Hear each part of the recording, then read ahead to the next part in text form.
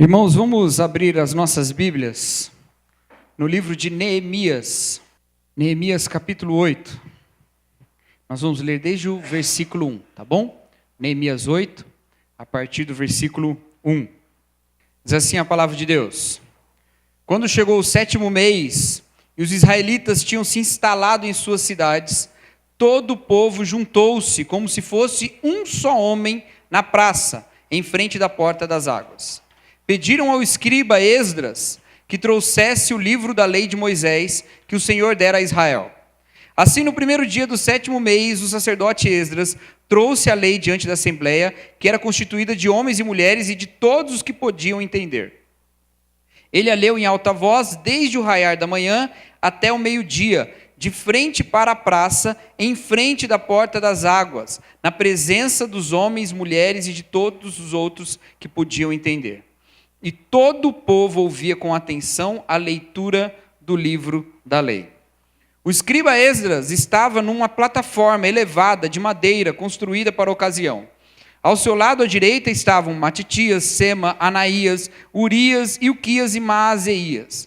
E à esquerda estavam Pedaías, Misael, Malquias, Hassum, Asbadana, Zacarias e Mesulão. Esdras abriu o livro diante de todo o povo, e este podia vê-lo, pois ele estava no lugar mais alto. E quando abriu o livro, o povo todo se levantou. Esdras louvou o Senhor, o grande Deus, e todo o povo ergueu as mãos e respondeu: Amém, Amém. Então eles adoraram o Senhor prostrados com o rosto em terra.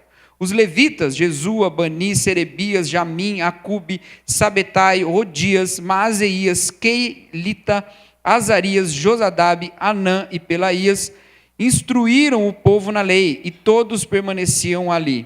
Leram o livro da lei de Deus, interpretando-o e explicando-o, a fim de que todo o povo entendesse o que estava sendo lido.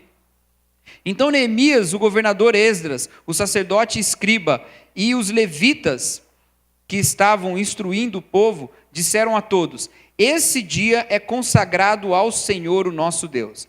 Nada de tristeza e de choro, pois todo o povo estava chorando enquanto ouvia as palavras da lei.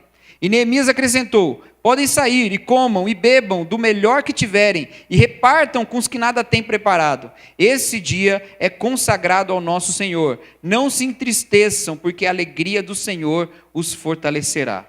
Os levitas tranquilizaram todo o povo, dizendo: Acalmem-se, porque este é um dia santo, não fiquem tristes. Então todo o povo saiu para comer, beber, repartir com os que nada tinham preparado e para celebrar com grande alegria, pois agora compreendiam as palavras que lhes foram explicadas.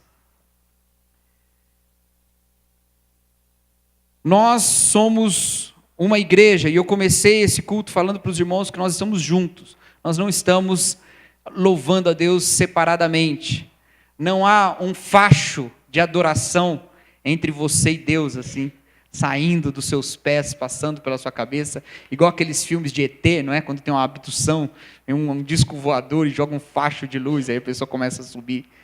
Tem gente que pensa que o culto é assim: Deus joga um facho de luz e você começa a se elevar espiritualmente, e você esquece que você está numa família, você está num corpo, você está num grupo de pessoas que juntos vêm adorar a Deus.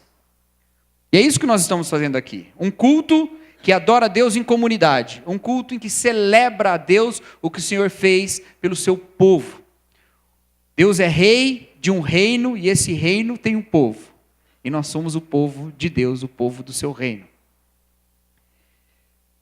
E quando nós pensamos nisso, nós somos povo de Deus, nós nos reunimos para adorá-lo. Mas nós não somos os únicos que fazemos isso. Nós não somos o único grupo de pessoas que se reúne para celebrar uma divindade. Nós não somos o único grupo de pessoas que compõem músicas que têm a ver com a sua fé e com a divindade a quem ele devota o seu coração. Nós não somos o único grupo de pessoas que confessa a fidelidade a uma instituição religiosa. Há muitos diferentes. E onde está a diferença? Onde está a diferença? Se nós começarmos a pensar no que constitui um culto e o que nós fazemos aqui, nossas ideias do que nos torna diferentes, elas possivelmente estarão nas características erradas. Em geral, nós identificamos que somos parte de uma mesma igreja por um fator muito simples: nós nos reunimos no mesmo lugar, não é? As pessoas perguntam, de que igreja você é? E se você estiver aqui por perto, você fala, daquela ali. Daquela, aí você aponta para cá. O território, o espaço, define quem nós somos. Talvez alguém vai pedir algum tipo de explicação diferente, né? Não, mas como é que é lá o culto de vocês? E aí você vai começar a entrar em minúcias. Minúcias que são técnicas, que são a respeito de como a gente faz a nossa celebração. Na minha igreja o pastor não usa terno. Na minha igreja o louvor é antes da mensagem. Na minha igreja.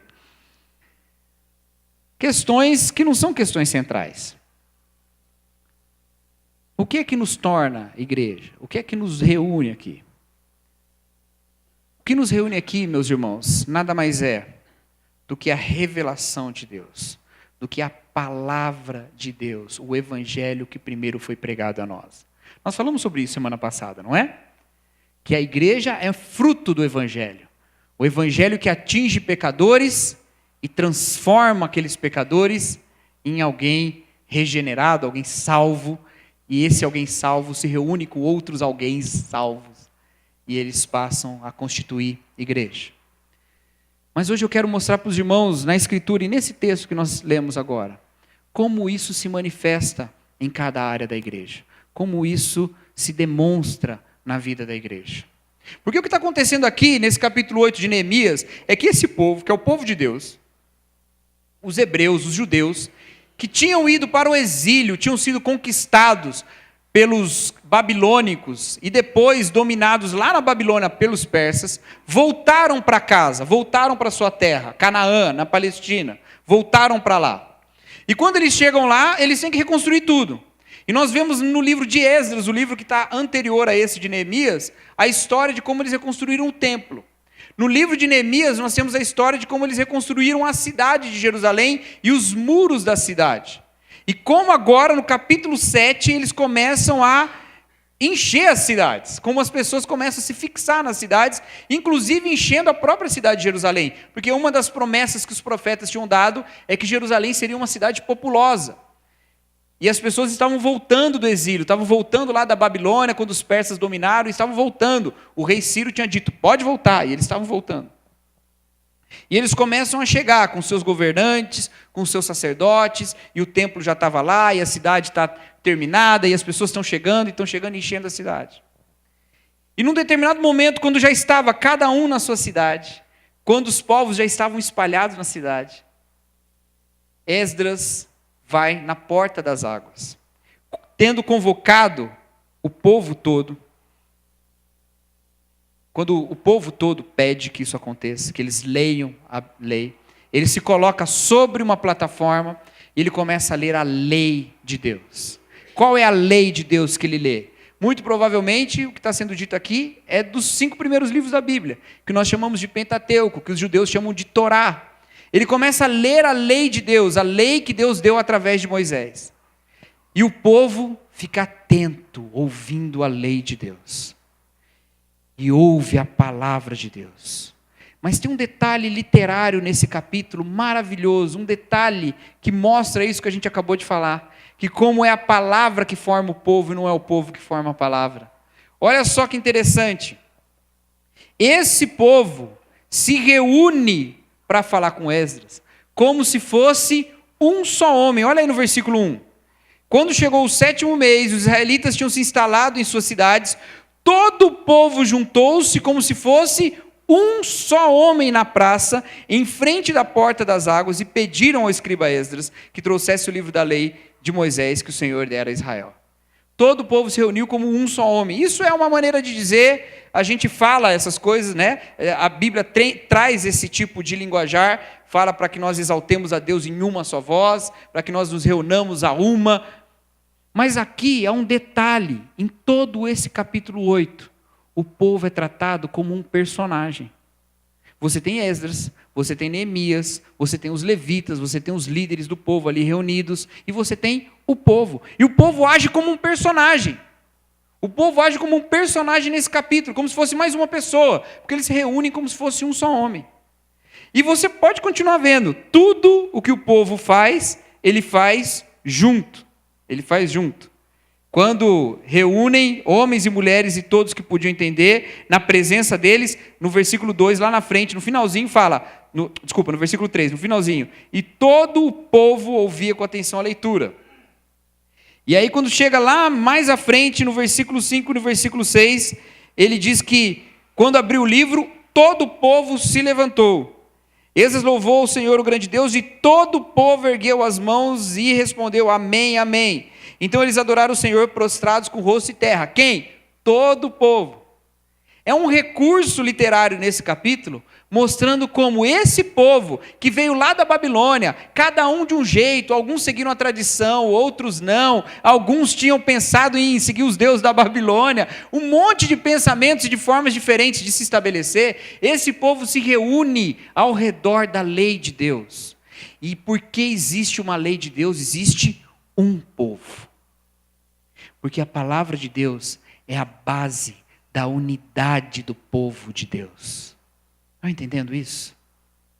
Se nós nos reuníssemos aqui porque temos um lugar, nós não alcançaríamos a unidade que Deus tem para nós. Mas porque nós temos fé em uma só palavra, nós nos reunimos por causa dessa palavra e somos feitos um só homem. Nós somos feitos um só em Cristo. A base da unidade da igreja é a palavra de Deus. Essa é a base. Nós não podemos fingir, queridos, que nós temos uma unidade com base em outras coisas e aceitar que cada um de nós pense de uma maneira. Quando você olha no Novo Testamento, Paulo diversas vezes orienta as igrejas para quem ele escreve. Olha, pensem de uma só maneira. Pensem só de uma forma. Pensem unidos. E quando nós vemos o livro de Atos falando sobre a igreja de Jerusalém, a respeito do qual nós meditamos no domingo passado, mas lá no capítulo 4, que nós não lemos, o texto diz que eles eram unânimes, que eles tinham uma alma, que eles estavam juntos. Porque essa mesma fé, nessa mesma palavra, une o povo. E vou dizer mais uma coisa, queridos. É porque nós temos a mesma fé em uma só palavra que nós somos livres. Entenda uma coisa, queridos, e coloque isso no seu coração e carregue isso para o resto da sua vida. Se você mudar de igreja, lembra disso. Se você ficar nessa igreja, lembra disso. Se você estiver nessa igreja e mudar o pastor, você lembre disso. Sempre lembre disso enquanto você estiver nessa terra, enquanto você estiver celebrando a palavra de Deus na igreja. Toda igreja que não é dominada pela palavra é dominada por alguém. Toda igreja.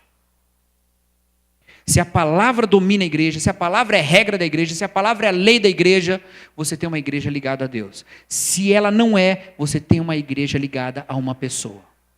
Alguma pessoa que manda na igreja, alguma pessoa que faz a sua vontade sobre a igreja, alguma pessoa que engana a igreja. Mas a palavra nos concede a liberdade que só Deus nos dá. A liberdade de todas as outras coisas, que é nos apegarmos firmemente a Ele. Quer se apegar a Deus? Se apegue pela palavra. E você estará livre de todas as outras coisas. Você estará preso em Deus. A palavra de Deus é que nos dá identidade, que nos dá unidade, que nos dá liberdade. Esse povo volta. Agora eles já tinham um templo. Já tinham um templo nessa hora. Agora a cidade estava bonitinha, a cidade lá em que Deus prometeu que eles estariam juntos. E eles estão reunidos lá, eles poderiam falar, olha, sabe o que nos une? Nós todos somos judeus, nós todos somos filhos de Abraão, e eles poderiam ter um orgulho nacionalista. Mas não é isso que fez deles um povo. O que fez deles um povo foi a palavra de Deus. Eles não se orgulhavam de um título. Já pensou nós nos reunirmos aqui e começarmos a nos orgulhar? Eu sou batista, batistão. Sou batistão. Queridos, não vale nada ser batista se o espírito dos primeiros batistas, que era de amar a palavra de Deus, não estiver em você. Da mesma maneira que não vale ser da Assembleia de Deus, ser da igreja presbiteriana, ser de qualquer igreja cristã, se você não está unido naquele corpo pela palavra, se você não está unido naquele corpo, alicerçado na palavra de Deus. Essa questão de denominação é uma coisa que já existia lá no passado. Quando Paulo escreve para Corinto, né? Na primeira epístola aos Coríntios, escreve lá para Corinto, aquela igreja estava dividida em denominações. Tinha os de Paulo, tinha os de Pedro, tinha os de Apolo, tinha os de Cristo, que você pode dizer, esses são a igreja certa, mas na verdade, Paulo não disse que eles estavam certos. Então, provavelmente, o que acontecia com aquela igreja é que aquela igreja estava, com esse grupo, né, dos de Cristo, é que eles estavam tão orgulhosos que se julgavam melhores que os outros. Porque Paulo não diz, vocês estão certos. E como é que Paulo reúne esse povo todo? Ele fala assim, os de Paulo estão certos, os outros estão errados. Ou ele fala assim, olha gente, eu preferia que vocês seguissem o de Paulo, mas Pedro, como é maior que eu no apostolado, sigam Pedro. Ele fala isso? Ele fala assim, olha, essa galera que diz que é de Jesus, essa galera que está certa, porque só carregar o nome já está carregando certo. Sabe o que ele fala? Ele fala assim, eu, Apolo, pregamos a palavra da cruz. Nós pregamos uma sabedoria que não é humana. Nós pregamos uma coisa que vem do céu. E nós somos cooperadores na mesma palavra. Nós somos cooperadores na mesma sabedoria de Deus, que é loucura para o mundo. Como é que ele une a igreja? Pela palavra. Pela palavra. Porque a palavra é a base da unidade da igreja. Nós precisamos amar a palavra de Deus. Nós precisamos nos voltar à palavra de Deus. E nós seremos assim uma igreja unida na palavra de Deus. Mas não basta só isso, viu, queridos? Porque nós podemos concordar no que a palavra de Deus fala.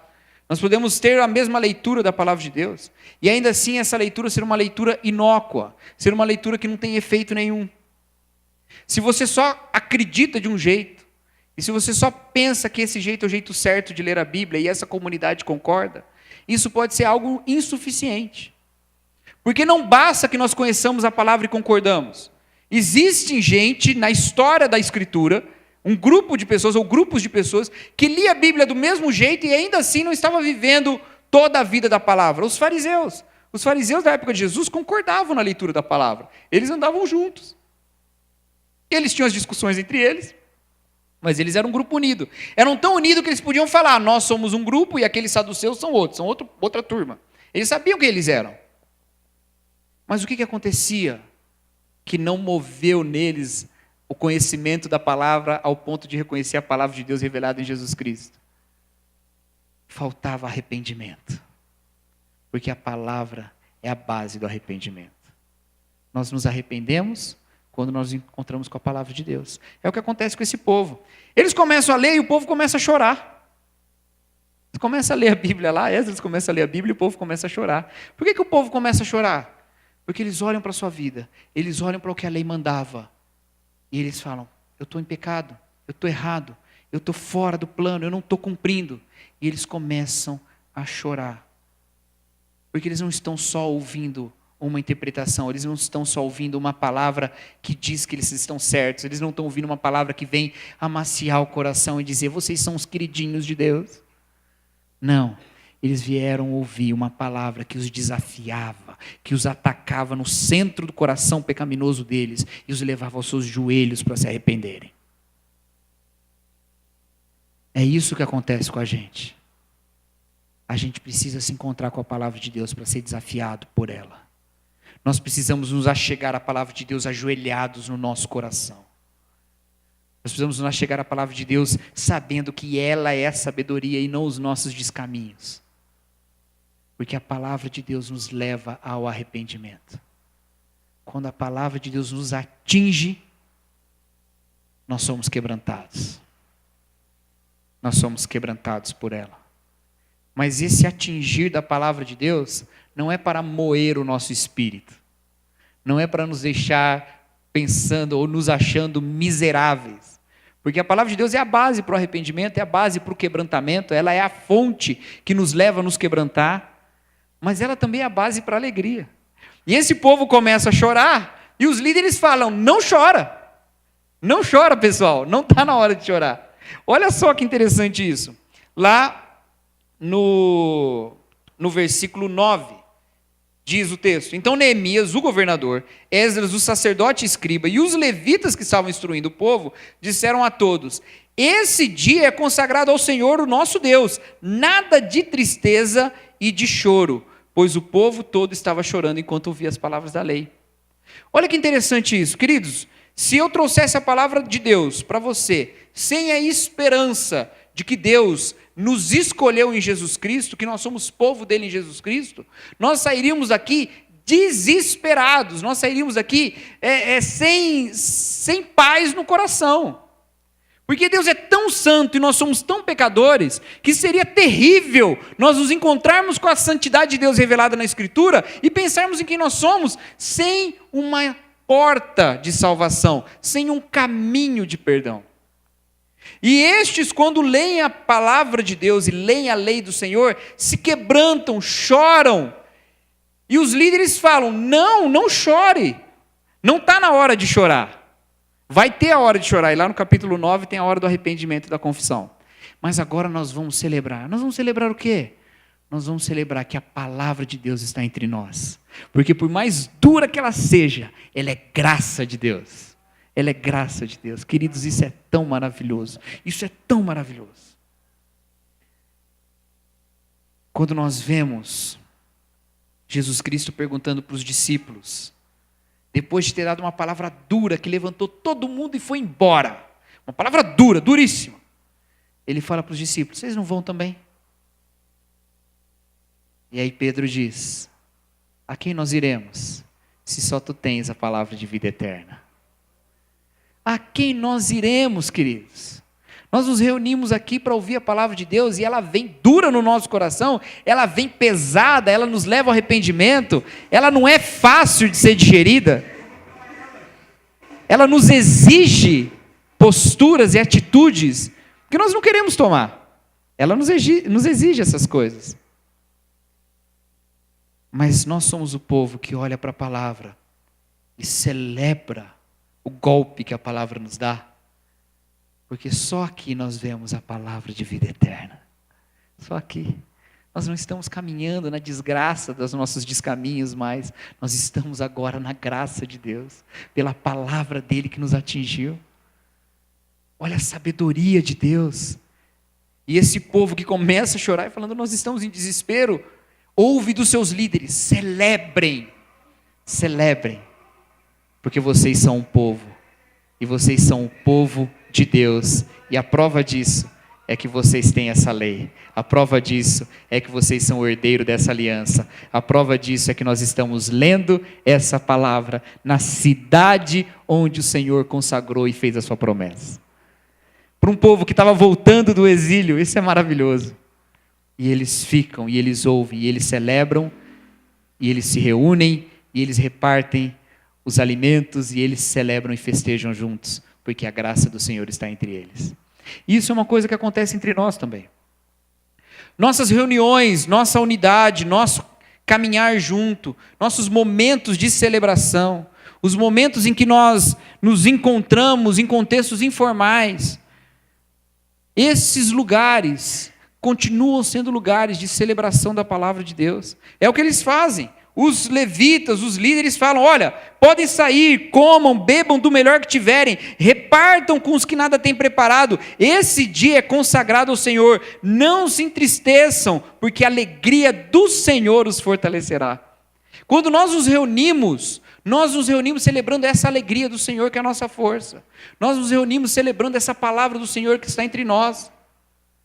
Nós nos reunimos sabendo que nós estamos numa comunidade unida por essa palavra, e é uma palavra de salvação, e nós sabemos que aquele que está diante de nós, aquele que veio na nossa casa ou na casa de quem nós estamos, é alguém que um dia se encontrou com a palavra e se reconheceu pecador indigno diante de Deus. E diante dele você não se considera pior ou melhor que ele, porque vocês têm plena noção de que diante de Deus você não é nada. E aí a gente está junto. Quando o profeta Isaías tem a visão, lá em Isaías capítulo 6, do trono de Deus, ele não diz, que alegria eu vi o trono de Deus. Ele não fala isso. Ele não fala, maravilha, não vão acreditar quando eu contar isso aqui lá no meu trabalho. Ele não fala isso. Ele não sai de lá dizendo, que culto maravilhoso, os anjos cantavam. Não. Ele vê a santidade de Deus e diz, ai de mim, ai de mim. Essa é a reação quando a gente tem com a palavra de Deus. Ai de mim.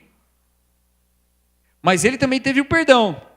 Um anjo tirou a brasa viva do altar, tocou nos seus lábios e ele foi purificado. Mas entre uma coisa e outra, tem uma questão de humildade.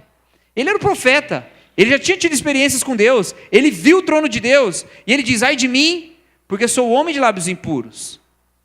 Mas eu não sou melhor do que ninguém. Eu habito no meio de um povo de impuros lábios. Você sabe por que a gente celebra juntos? Você sabe o que isso aqui promove em nós? Você sabe o que nós cantarmos juntos, que nós viemos para adorar a Deus, promove na nossa unidade? Promove o seguinte, se você estiver andando na rua e se encontrar com um irmão que está aqui dentro, e vocês conversarem sobre qualquer assunto, você pode ter um julgamento sobre ele.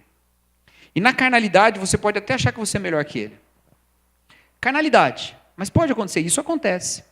Você pode ter um problema com o irmão de alguma natureza, e na carnalidade você ficar magoado com ele. E você se julgar melhor que ele, porque ele, numa justiça por aí, ele está devendo alguma coisa para você, porque ele te magoou. Mas quando nós nos reunimos aqui, nós olhamos a santidade de Deus, nós vemos que Deus é tão maior que todos nós, que na perspectiva de Deus nós somos todos minúsculos, e não tem como considerar um maior que o outro. Se você olhar um grão de sal e um grão de açúcar, dificilmente você vai conseguir saber qual é maior. Vai conseguir saber? Um grão de sal e um grão de açúcar? Você não vai conseguir. Se você colocar no microscópio, aí você vai saber. Vai ter um maior e um menor. Não sei qual que é maior e qual que é menor. Mas tem um maior e tem um menor. Inclusive, se você botar 2 grãos de sal, provavelmente vai ter um maior e um menor também, porque eles não devem ser todos do mesmo tamanho. Se você olhar no microscópio, nessa visão diminuta, você sabe qual grão é maior e qual é menor. Mas numa visão ampla, com uma perspectiva aberta, e comparando com o tamanho das coisas grandes, o sal e o açúcar têm o mesmo tamanho. É a mesma questão entre nós. Quando nós olhamos de maneira microscópica para os nossos problemas, nós os julgamos um melhor que os outros. Mas quando nós nos reunimos aqui e vemos o macro da grandeza de Deus, nós somos tudo pó. Tudo pó. Como açúcar, sal, talco e o que mais? Tudo pó. Nós nos reunimos aqui para adorar a Deus, porque quando olhamos a santidade de Deus, vemos que nós não somos melhor do que ninguém. E isso nos leva para a unidade da palavra de Deus.